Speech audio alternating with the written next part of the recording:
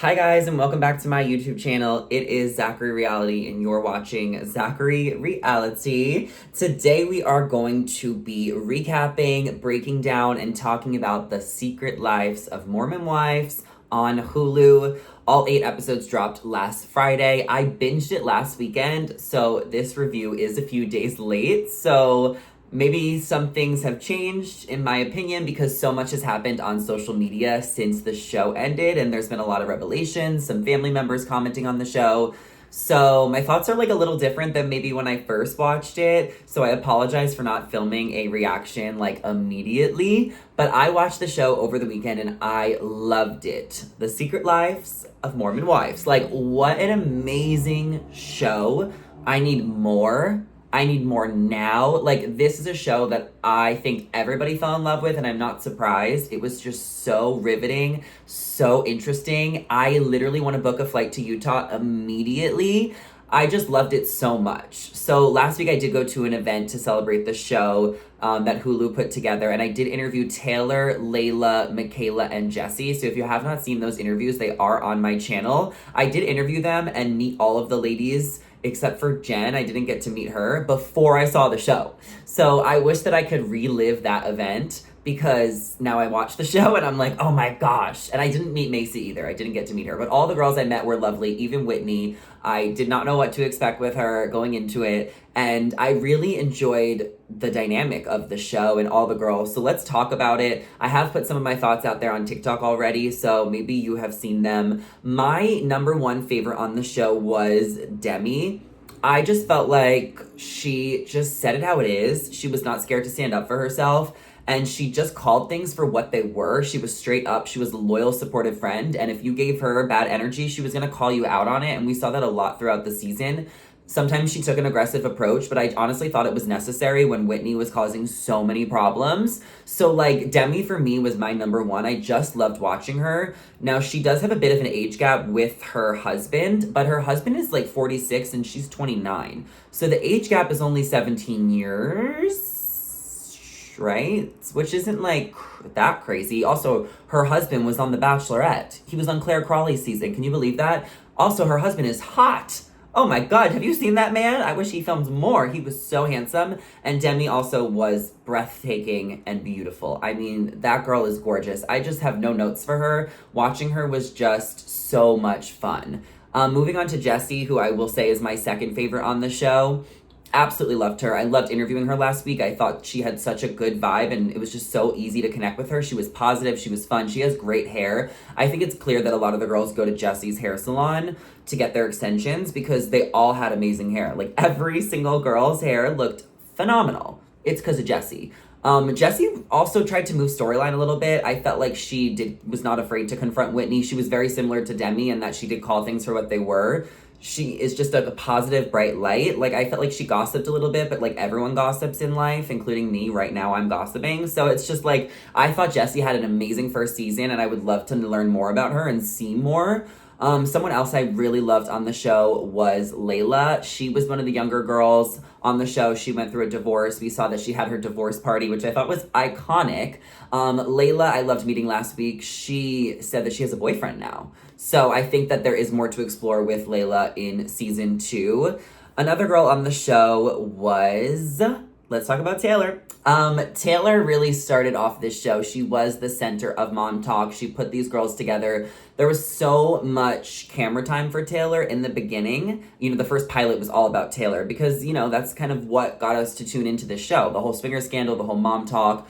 We met Taylor's boyfriend, Dakota, her baby daddy. We saw Taylor give birth on the show. She got arrested on the show. We saw fights with her mom, fights with her boyfriend, fights with her friends, her baby shower. Like, Taylor gave so much that the first few episodes, I feel like, were so focused around Taylor, and a lot of the girls just kind of looked alike. And then I think throughout the rest of the season, we saw growth in Taylor, and we kind of got to know all the other girls. But I really appreciated the growth with Taylor, because she started off the show so irresponsible. I can understand why some of the girls had a problem with her. Like, she did kind of out the swing scandal, which ended up being a blessing in disguise because it got them a show.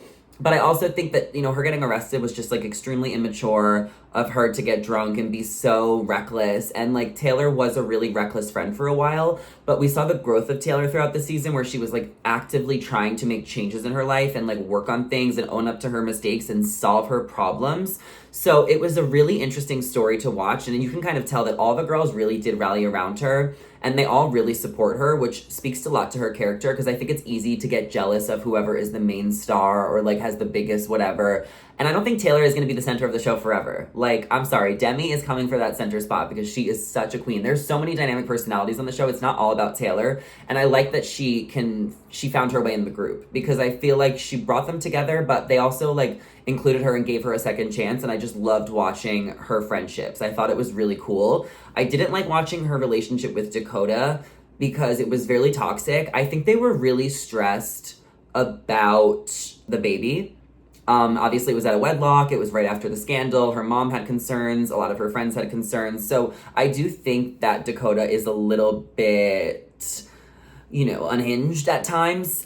Taylor did defend him on social media. I also thought he was really fun when I met him. I liked his energy. I think Dakota is a good person, but I do think he was really immature at the time.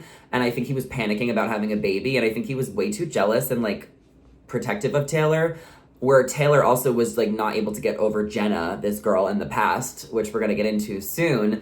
So I felt like they just had a lot of things to work out, and I feel like if they can work it out through therapy, like maybe they can end up together. But I definitely got the vibe on the show that Taylor was only staying with him because she was having his baby, and she was almost just like waiting for some news to drop because she was still mad at what happened in the past. So, you know, seems like Taylor and Dakota are all fine on social media now, so I would just be interested to know, like, where they go season 2 and if their relationship really has grown and evolved, because it was toxic at the time, and I just don't like watching toxic relationships. It stresses me out. So I definitely hope that Taylor and Dakota, you know, really fix things and that she's not staying in this relationship just because she has a baby.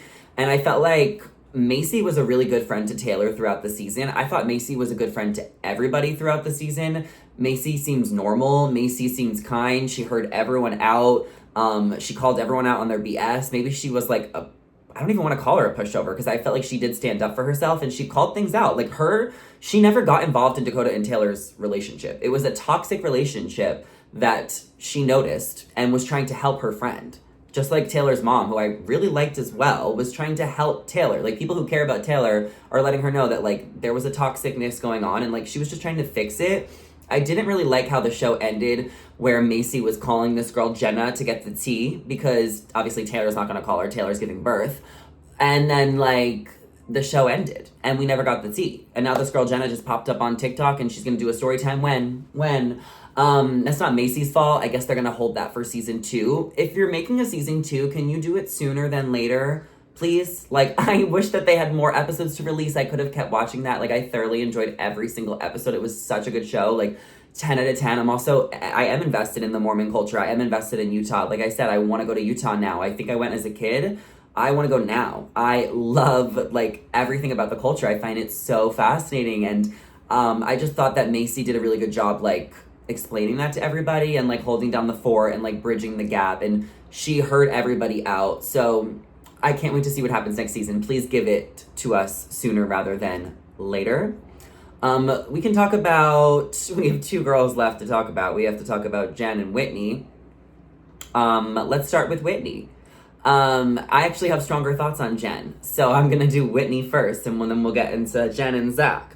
Whitney definitely only moved back to Utah, right, because she wanted to be on the show, because she was offered the show, because she went to Hawaii, she wanted to get away from everybody, and then she joined the group just to benefit from being a part of the group without actually caring about anyone in the group. I think it was evident that she only showed up when she wanted to. Everything was on her terms. I mean, when you have that many girls who seem reasonable, like, I don't really think they're trying to gang up on her. Like, I think that there's that many girls who are frustrated with Whitney and are calling her out and are, like, tried to give her chances, and she blows all of them. She didn't want to be a part of the group. She didn't want to be a friend to anybody. And then she was just, like, constantly, like, playing victim. I don't really know what was authentic about Whitney on the show. It was really frustrating to watch her. I mean, even not going to Taylor's baby shower and then her being like, well, like, why do I have to tell you? Well, like, if I invited you to my baby shower or my birthday, you need to tell me why you're not attending or if you're not attending. If you don't, maybe don't say why if you're are chicken, you can't speak, at least let me know, because she thought they were friends. So, like, yeah, you owe her, like, a conversation or an explanation on why you didn't show up. You don't just get to do whatever you want without consequences. It's like, if you had a friendship with someone, you owe them the respect of having a conversation of why you're no longer friends or why you're upset or why you're taking space from them. Like, you owe them that conversation. I think it's so easy in this day and age to, like, cut people off and, like, pretend it wasn't there, but, like, people's feelings were involved, and it just felt like Whitney was messing with everyone's feelings. And it was just really frustrating to watch her. She ended up not going to the Vegas group trip, and she ended up, like, filming more scenes with her husband, separating herself from the group. I do think Whitney should come back next season, but I think she should, like, try and make amends. Like, it seems like online she's living for this divide. It seems like all the girls still feel the same way they do about Whitney. But then it's also confusing because they're still making TikToks with her and posting TikToks with her. And Whitney was at the event last week, and I obviously went before I watched the show, but I didn't notice any beef. I mean, a few of the girls did tease drama with Whitney, but they were all able to be in a room with Whitney. So I don't think they hate her. I just think they see her for what she is, which is just not someone that cares about any of them. She cares about herself. At least that's what it seems like. Obviously, her husband and her had some drama, and a lot of people had some things to say about him online.